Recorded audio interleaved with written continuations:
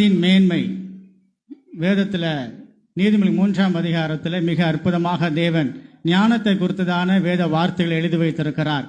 தேவனால் சிருஷ்டிக்கப்பட்ட நாம் எவ்வாறு இந்த உலகத்தில் ஞானத்தோடு செயல்படுவது, குடும்ப வாழ்க்கையில், பிஸ்னஸில், மற்ற காரியங்களில் நாம் எவ்வளவு ஞானமாக செயல்பட வேண்டும் என்று சொல்லி தேவன் நீதிமொழிகளை மிக நேர்த்தியாக இப்படிப்பட்ட வார்த்தைகளை வேதம் பதிவு செய்திருக்கிறது. இப்பொழுது ஞானத்தின் மேன்மையில் குறித்ததான வேத வசனங்களை தம்பி ராஜேஷ் முன்பதாக வந்து உங்கள் மத்தியிலே சொல்வார்கள்.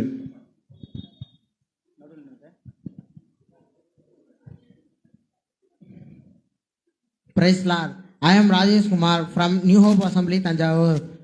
ஞானத்தின் முக்கியம். என்னுடைய வேத வசனம் நீதிமொழிகள் 3ஆம் அதிகாரம் 13ஆம் வசனம் முதல் 24ஆம் வசனம் வரை. ஞானத்தை கண்டடைகிற மனுஷனும் புத்தியை சம்பாதிக்கிற மனுஷனும் பாக்கியவான். அதன் வர்த்தகம் வெள்ளி வர்த்தகத்திலும் அதன் ஆதாயம் பசும்பொன்னிலும் உத்தகமானது. முத்துக்களை பார்க்கிலும் விலையேறப்பட்டது. நீ இச்சிக்கப்படத்தக்கவைகள் ஒன்றும் அதற்கு நிகர் அல்ல. அதன் வலது கையிலே தீர்க்காயுசும் அதன் இடது கையிலே செல்வமும் கனமும் இருக்கிறது.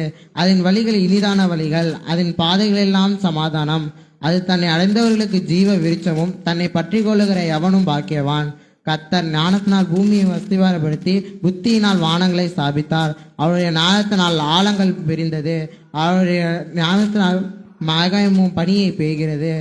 என் மகனே, இவைகள் கண்களை விட்டு பிரியாது இருப்பதாக மெய் ஞானத்தையும் நல் யோசனையும் காத்துக்கொள். அப்பொழுது ஆத்மாவுக்கு ஜீவனும் கழுத்துக்கு அலங்காரமாய் இருக்கும். அப்பொழுது நீ பயமின்றி உன் வழியிலே நடப்பாய், உன் கால் இடராது. நீ படுக்கும் போது பயப்படாது இருப்பாய், நீ படுத்துக் கொள்ளும் போது நித்திரமாய் இருக்கும். ஆமென்.